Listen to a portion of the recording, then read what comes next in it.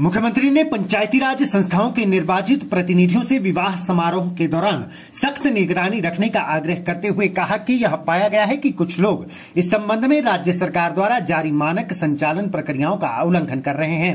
उन्होंने कहा कि निर्वाचित प्रतिनिधि सुनिश्चित करें कि ऐसे समारोह में केवल 20 लोग ही उपस्थित हों। मुख्यमंत्री ने प्रतिनिधियों को लोगों को बाहर के लोगों के बिना घर में विवाह आयोजित करने के लिए प्रेरित करने का आग्रह किया। इससे महामारी के प्रसार को रोकने में मदद मिलेगी।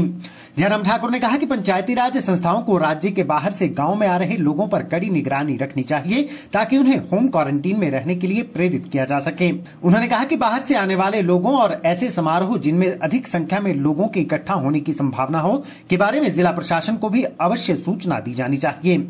लोगों को होम क्वारंटीन प्रोटोकॉल का सख्ती से अनुपालना के लिए प्रेरित किया जाना चाहिए। उन्होंने कहा कि प्रतिनिधियों को होम क्वारंटीन में लोगों पर नजर रखनी चाहिए और उन्हें चिकित्सा सहायता, दवाइयां और आवश्यकता पड़ने पर अस्पताल स्थानांतरित करने के लिए प्रभावी समन्वय सुनिश्चित करना चाहिए। मुख्यमंत्री ने कहा कि पंचायती राज संस्थाओं के निर्वाचित प्रतिनिधियों को कोविड-19 मरीजों के अंतिम संस्कार के लिए सहायता प्रदान करने के लिए आगे आना चाहिए।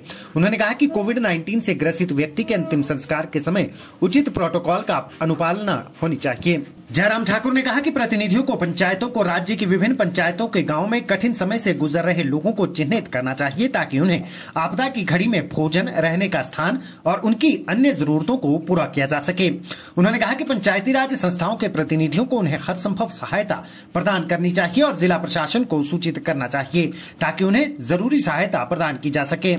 मुख्यमंत्री ने कहा कि इस महामारी की दूसरी लहर अधिक घातक है और यह हम सभी के लिए चिंता का विषय है। उन्होंने कहा कि राज्य सरकार आवश्यकता को पूरा करने के लिए अतिरिक्त बिस्तरों की क्षमता को सृजित कर रही है। उन्होंने कहा कि कोविड-19 रोगियों के उचित उपचार के लिए दवाइयों, ऑक्सीजन और अन्य चीजों की कोई कमी नहीं है।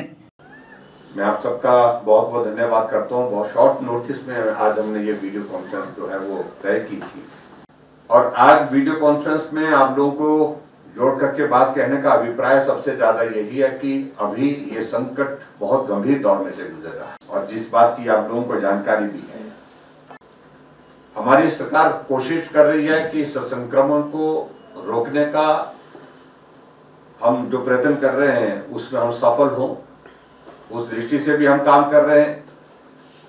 और इसके अतिरिक्त हम संक्रमण को रोकने के साथ साथ में जो लोग संक्रमित हो गए उनके जीवन को बचाने के लिए उनको स्वास्थ्य की बेहतर सुविधाएं उपलब्ध करके वो उनका ट्रीटमेंट ठीक प्रकार से हो ताकि उनके जीवन को हम बचा सके, उसके लिए हम प्रयत्न कर रहे हैं, प्रयास कर रहे हैं। लेकिन फिर भी उसके बावजूद हमें डरने की आवश्यकता नहीं है। जितना भी संभव सरकार की ओर से हो पा रहा है, हम मजबूती के साथ इस वायरस का सामना कर रहे हैं। इसके इलाज के लिए जो भी असंभव प्रयास किए जा सकते हैं प्रदेश सरकार के माध्यम से वो हम प्रयत्न कर रहे हैं और उस दिशा में आगे बढ़ रहे हैं।